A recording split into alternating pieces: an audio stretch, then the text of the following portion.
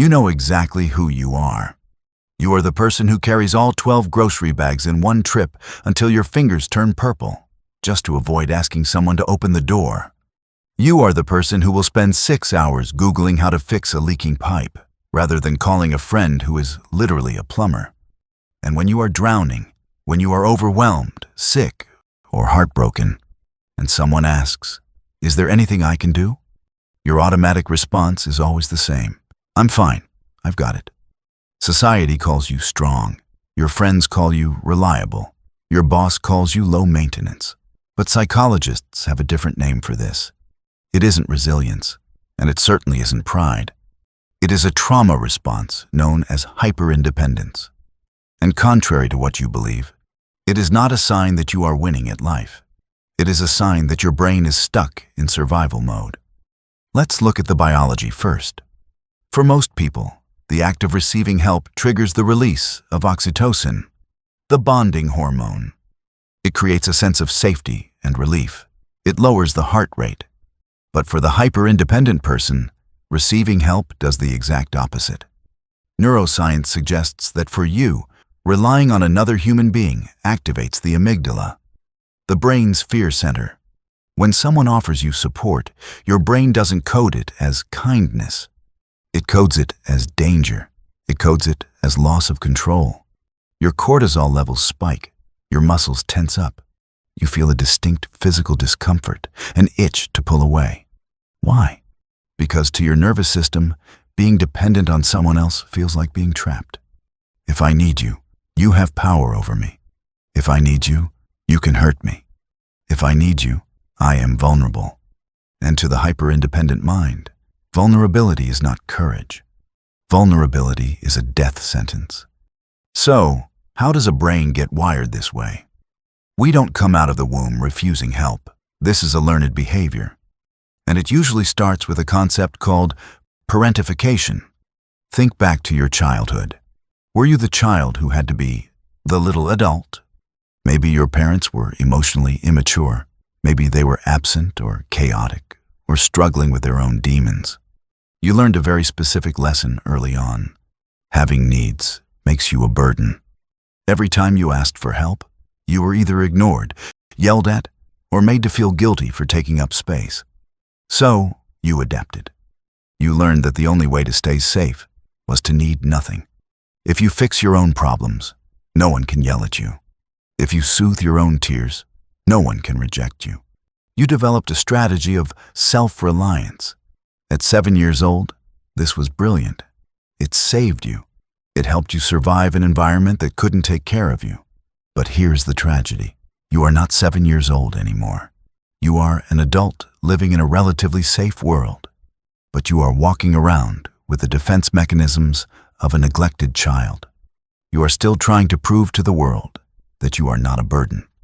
This leads to the second major psychological marker, the transactional view of relationships. For the hyper-independent person, there is no such thing as a free gift. Everything is a transaction. Everything is a ledger. When someone buys you coffee, you don't just enjoy the coffee. You immediately feel a sense of debt. You feel a heavy, invisible weight. I owe them now. You keep a mental scoreboard, and you make sure you are always in the plus. You will help everyone else. You will listen to their problems for hours. You will move their furniture. Why? Because helping gives you power. Being helped strips you of power. As long as you are the giver, you are in control. You are the strong one. You are safe. But the moment you become the receiver, you enter the debt zone. And in your subconscious, debt is dangerous. Because debts can be called in. Strings can be pulled. So you reject the help. Not because you don't need it, but because you cannot afford the psychological price tag you think comes with it. Now, it's important to understand that this trait isn't one size fits all. Through clinical observation, we can categorize hyperindependence into 4 distinct archetypes. You might find yourself in one, or you might see yourself in all of them. First is the social fortress. You are likely the person who prefers hosting parties rather than attending them. Why? Because the host is in control. The host is busy. The host is serving. The guest has to sit there and receive. You hate entering a room where you don't have a role or a job, because just existing without being useful feels excruciatingly awkward to you. You likely have an exit strategy for every social event before you even walk through the door. If you can't control when you leave, you won't go. Second is the financial hoarder. This isn't just about being frugal. This is a deep, visceral terror of owing anyone a single cent. You would rather live on instant noodles for a month than ask your parents for a loan. You keep your finances strictly private. To you, money equals safety. If you have money, you don't need people. And that is the ultimate goal. You often view shared expenses or splitting bills with extreme anxiety, ensuring you always pay more just to be safe from the debt ledger. Third is the physical stoic. You are the person who refuses to go to the doctor. You will walk on a sprained ankle for 3 weeks, telling everyone it's just a twist. You view physical illness as a weakness. You view your body's needs as an inconvenience. When you are sick, you isolate. You lock the door. You don't want anyone to see you in a state where you cannot defend yourself. You don't want soup. You don't want check-in texts. You want to disappear until you are functional again. And fourth, the most common one, emotional ghost. You are the friend who everyone comes to for advice. You know everyone's secrets, but no one knows yours. You are an expert at deflecting. If someone asks, "How are you really doing?" you turn it into a joke, or you immediately flip the question back to them. You process your grief, your anger, and your fear entirely alone. You have convinced yourself that your emotions are too much for others to handle.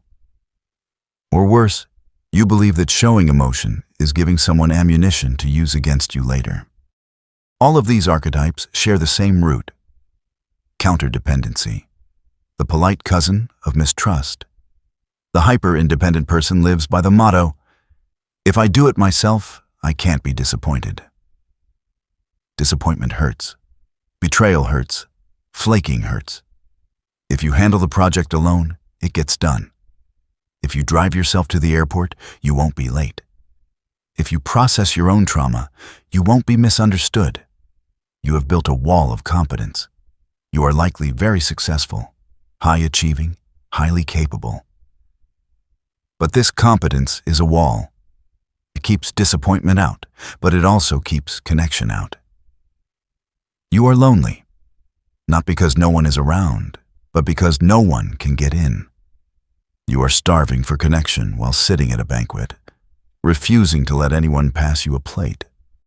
Here is the objective truth. Hyper-independence works. It works really well until it doesn't. It works until you hit a crisis that is too big for one person to carry. And because you have spent a lifetime training people that you don't need anything, no one thinks to check on you. They think you are a rock. They don't see that you are drowning because you are drowning quietly. Changing this doesn't mean you become needy. It doesn't mean you become a burden. It means moving from independence to interdependence. Biology dictates that humans are a social species. We are pack animals. Our nervous systems are designed to co-regulate. When you refuse help, you are fighting your own biology. You are running an engine without oil. The next time you are struggling, and the impulse to say, "I've got it," rises up. Pause. Recognize that voice. That is not your voice. That is the voice of the child who had to survive. You can say to that child, "Thank you for protecting me, but we are safe now." And then, do the hardest thing in the world. Let someone open the door.